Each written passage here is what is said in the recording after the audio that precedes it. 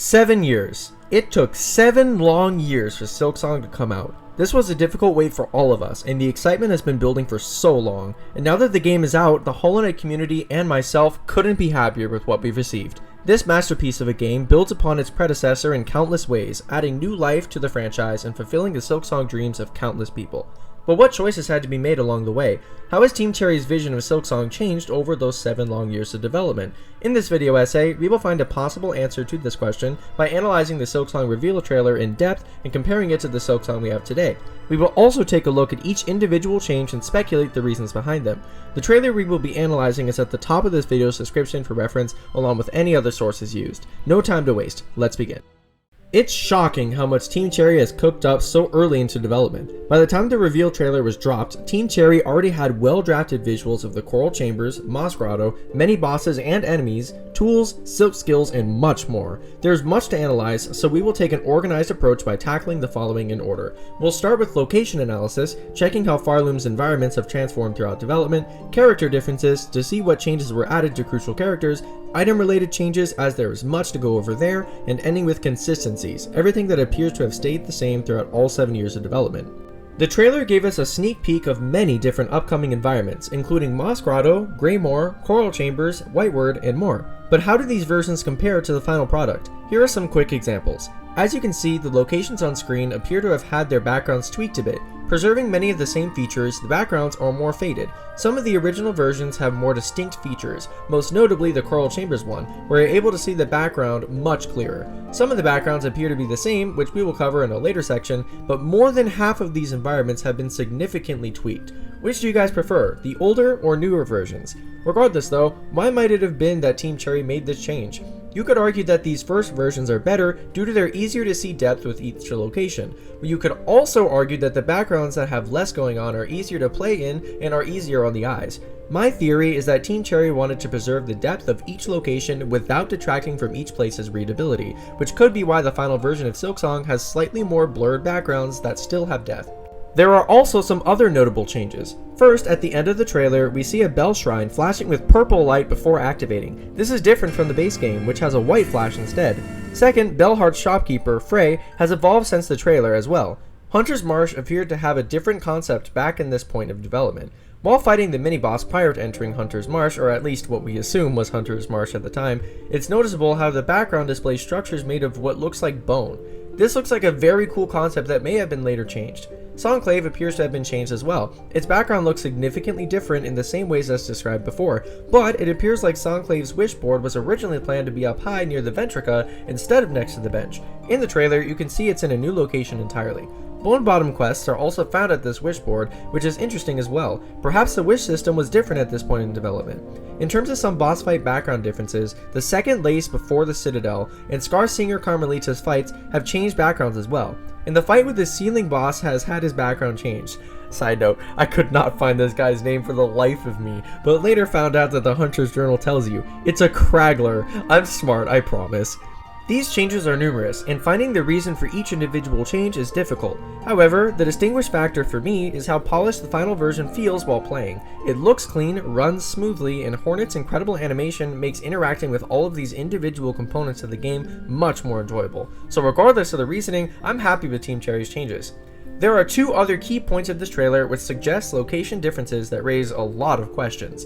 Here are those 2 key moments. The first one is a different version of what we see in Coral Tower, but rather than a tower, it appears to be its own completely fleshed out zone with its own enemies.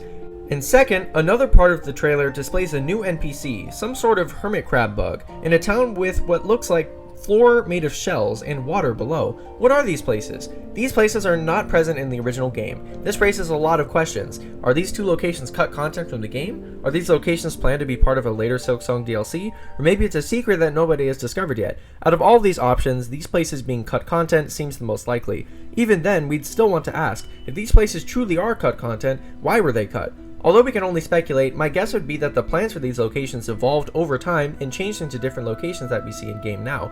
For instance, Blasted Steps, Biowater, Mount Fae, and Whispering Vaults are not seen in this trailer. What if one of these locations are the final products of these 2 cut locations?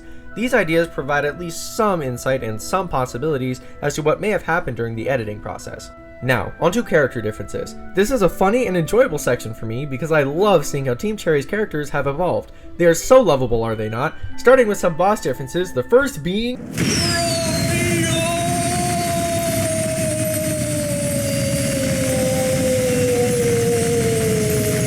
I love this boss. Matt Trobiani, if you're watching this, you nailed it, just saying. In the trailer though, Trobio's voice line is much more high-pitched than what it looks like in the base game now. His intro is also noticeably more flashy in the final version, which I love. Forgive the small tangent, but although I still have not been able to decide on a favorite boss, Trobio and of course his tormented version is a strong contender on that list. Scarsinger Carmelita has also been noticeably improved. Although we only have one attack as a reference in the trailer, there's still a lot we can get out of it. Carmelita's attacks have been noticeably improved, getting faster and more challenging to dodge by the looks of it.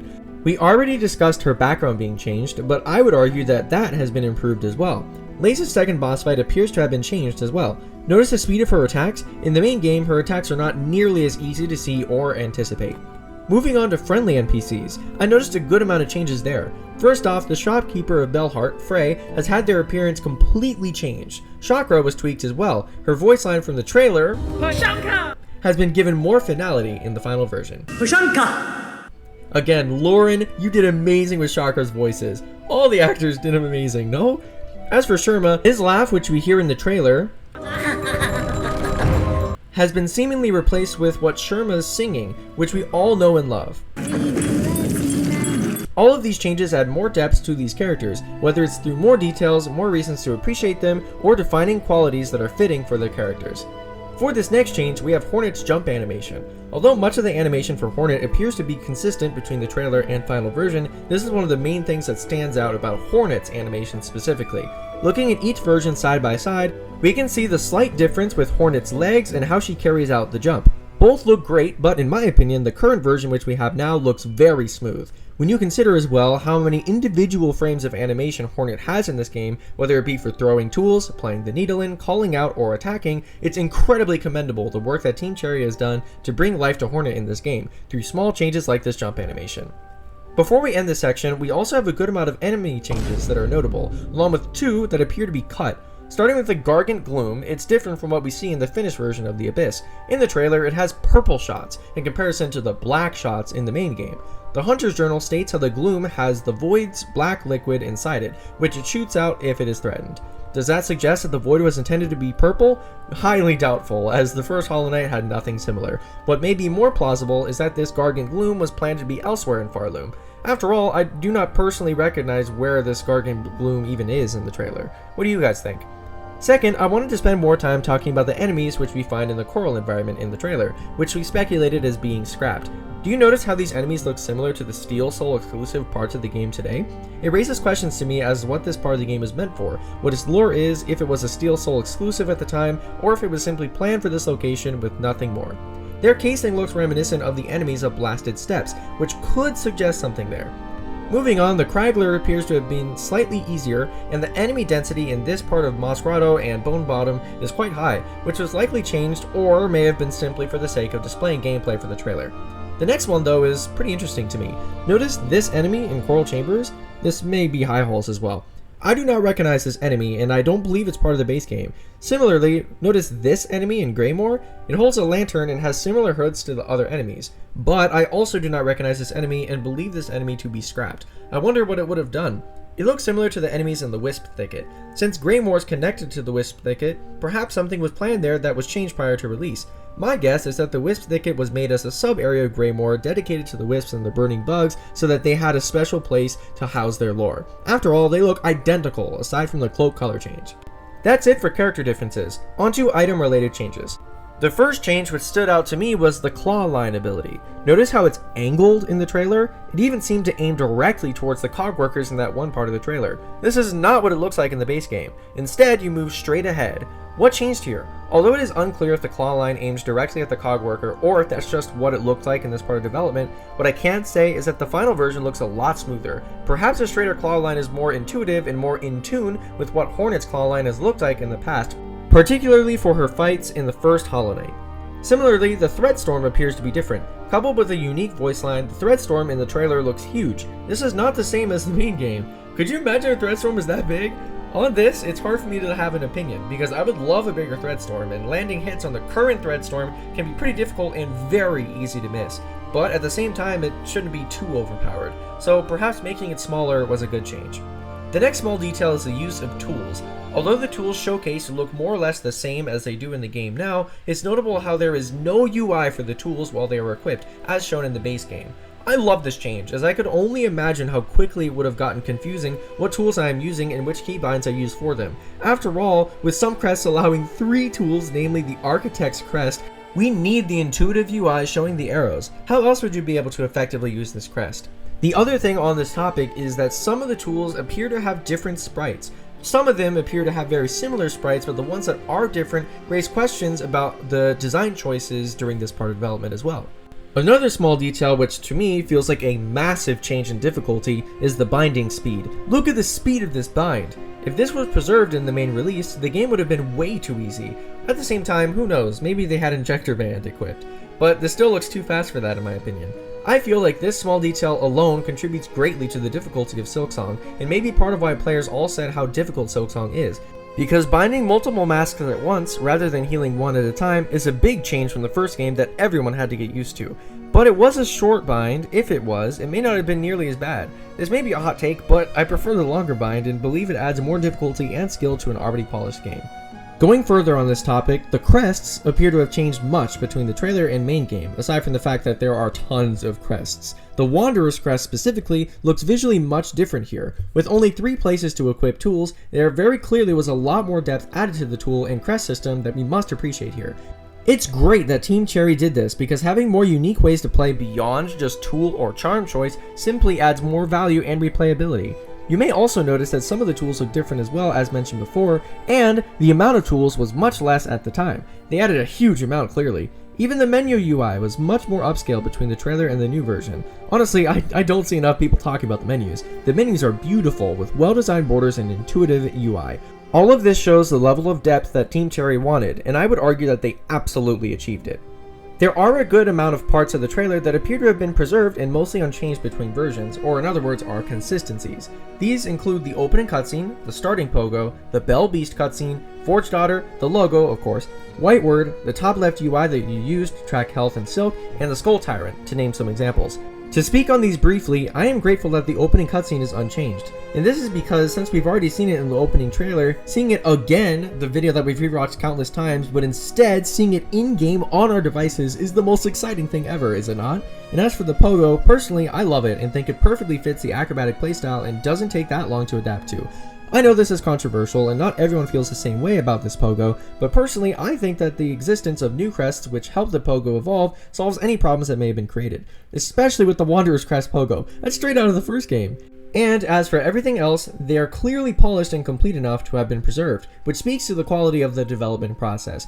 I do wonder though, considering the fact that Team Cherry had such a large amount of fully polished stuff already prepared by the looks of it before publishing the release trailer, what were those 7 years mostly spent on? Of course not everything was polished and many things still needed tweaking and development, but what else filled those years? With everything analyzed, we can sit back and look at what we've discovered. Evidently, Silksong has received many tweaks over the course of these 7 years, but returning to the question we asked at the beginning, how has Team Cherry's vision evolved over time? This game started out as a planned sequel to the first game in an effort to shine light on one of the first game's favorite characters and to add more depth to the world of Hollow Knight.